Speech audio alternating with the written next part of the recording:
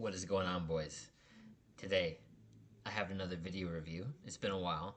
So this one's called Modern Women Are Not Queens, and it's by Hamza. Let's get into it. Imagine it's like the medieval days. You're a king in your castle.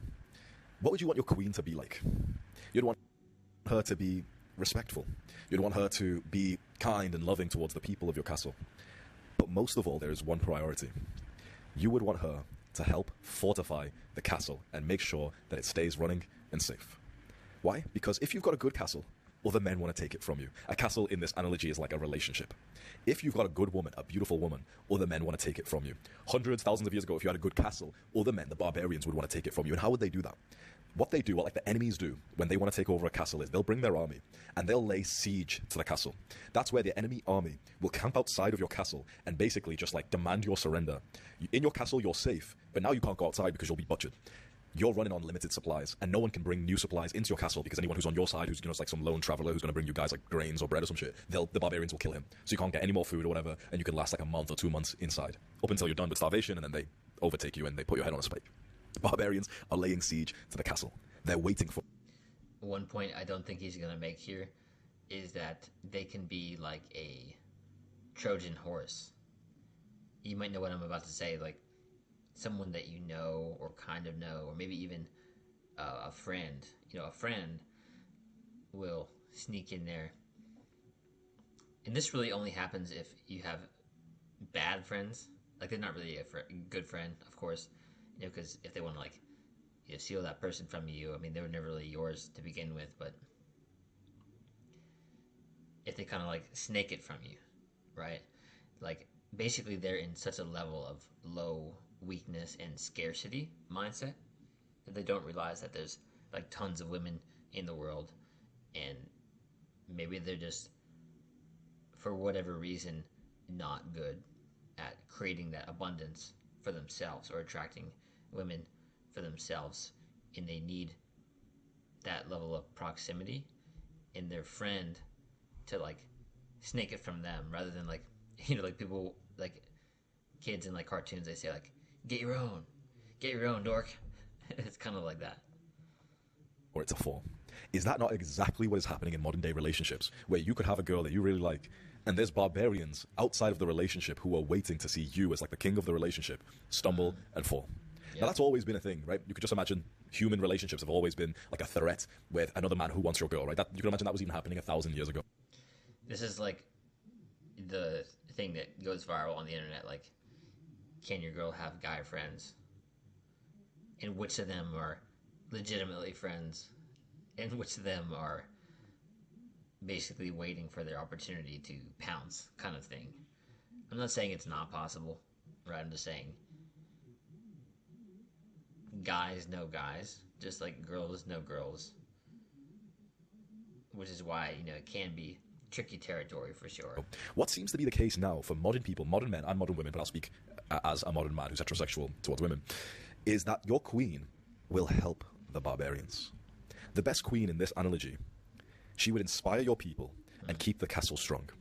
The modern day queen goes to the wall of the castle, looks over at the barbarians, and starts dancing sexy for them. She puts on sexy clothes and she just stands there, encouraging them, making them more excited to take over.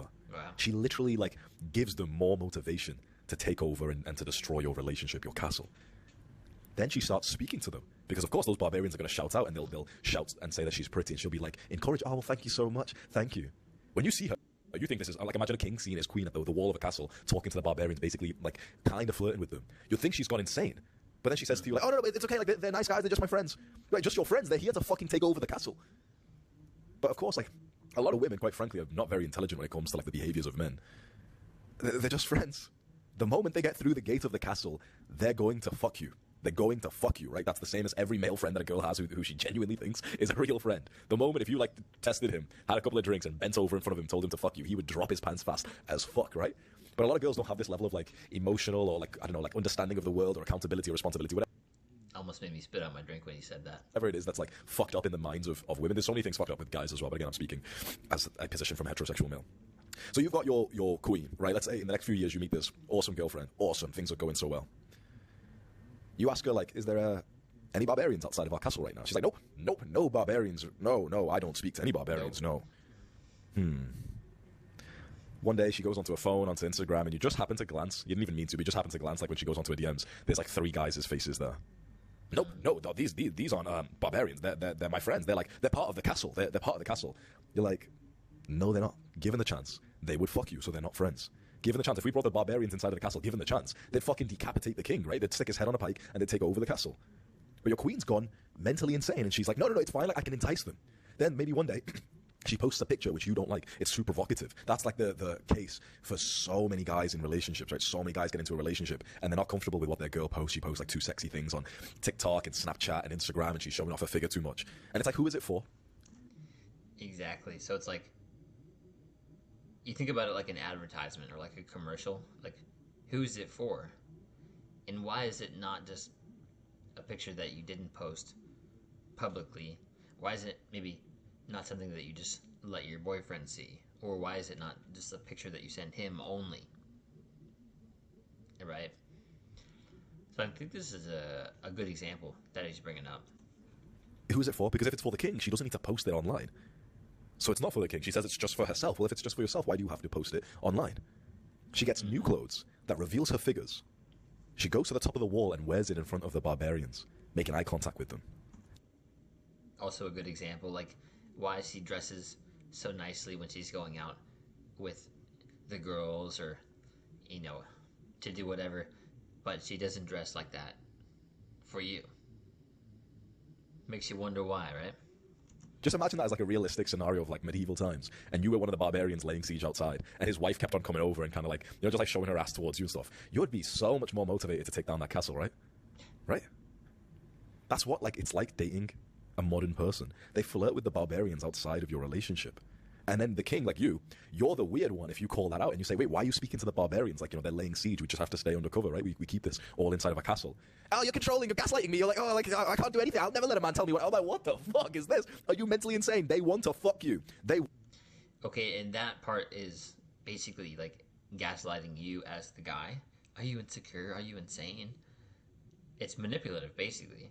Like, oh no, you're just jealous. Da, da, da. Okay. Well, I'm sure he's going to get into it. I'm going to start pausing the video less after this to get through the 20 minutes or so. We won't watch the whole thing, but the first 20 minutes I think is really good. You got to think about it, like, if she really liked you that much, if she really believed in you as a leader, why would she advertise herself, number one? And number two, why would she even respond to this other person's text, or not just ignore them if they like approached her somewhere, right? They could literally just say no thanks, because the more they say like no thanks, I have a boyfriend. There's some guys that are like weird about that, like they like keep pushing. And the thing is if your girl doesn't shut it down, then she's also a problem.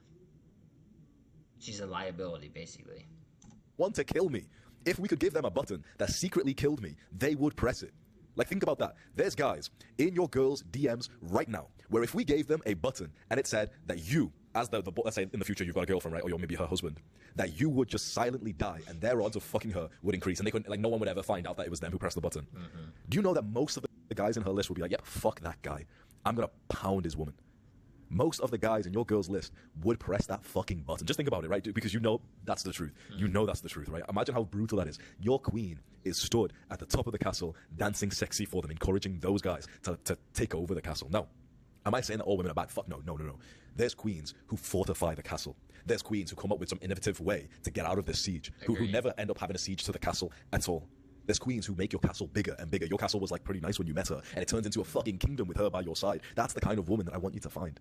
But a lot of people, I would go as far to say probably about like, I don't know, 50, 80% of people that you'll meet, they're going to be like that wretched witch covered up as a queen. And if there's a woman watching this, honestly, it's the same as guys. Like, your relationship is supposed to be this castle that gets stronger and stronger. And a castle is always going to have enemies and people who want to take it, right? And this is why you need to learn to not listen to that when they say like, oh, Are you crazy? You're insecure. Or you're so jealous. Nah, nah, nah. He's just a friend. You need to respect yourself enough, have that level of self-worth to be like, this is what I'm willing to tolerate, and this is what won't work. And by the way, it's okay if you can't work with my lead, basically. It just means that we're not a match, right? It's pretty easy. People, it can become easy to get like offended by it and everything, but really it's just like, no, no, no. It's not controlling because it's like, okay, look, you can do whatever you want, just not if we're going to be in a relationship, right? Humanity is just one big PvP game, basically, and there's people who want to take what you've got if it's attractive. You need to find the kind of woman that your castle becomes stronger, that you never have to sit there thinking, like, why is she, like, making herself sexy for the barbarians and not for me? Why is she talking to a single barbarian? Like, let's say, in the castle analogy, the barbarians are outside and they're shouting, right? They're trying to shout over. Why is she even talking to him in the first place? That's a great point. Over. Which queen would you want? The one who goes up and says, like, what? No, thank you. No, I've got the king. Would you want that one? Or would you just want the one who knows her place and never goes to the fucking wall of the castle to speak to the barbarians ever? Imagine it could be demotivating for the barbarians that they keep speaking literally to a brick wall with no response. But a lot of the barbarians speak, shout over, and your girl responds. Mm-hmm. She responds and says, I've got a boyfriend, but thank you, though. Yep. It's for attention and validation. And potentially, even if they won't admit it, in their subconscious, it's potential backup plans. Like, oh, well,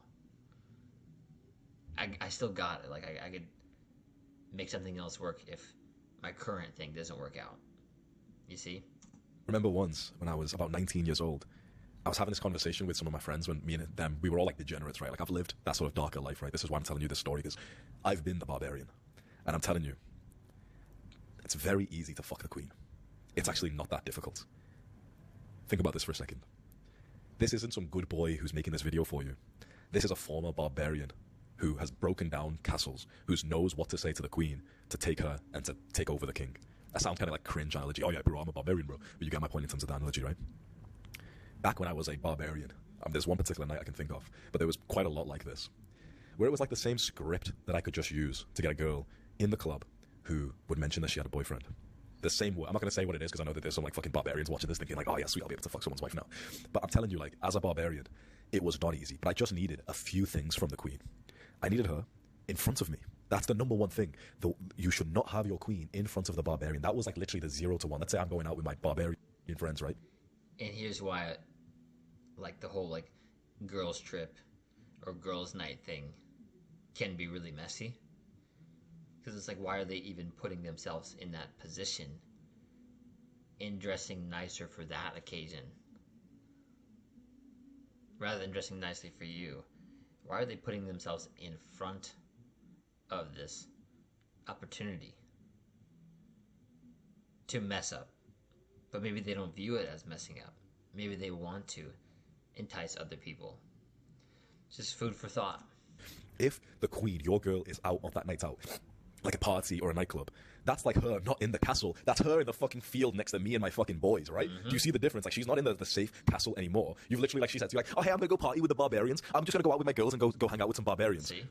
And if your dick is inverted and you've got less than 2 testicles, you'll be like, oh yeah, baby, have a fun night. I'm a secure man. I'm secure in my masculinity. I'm not insecure.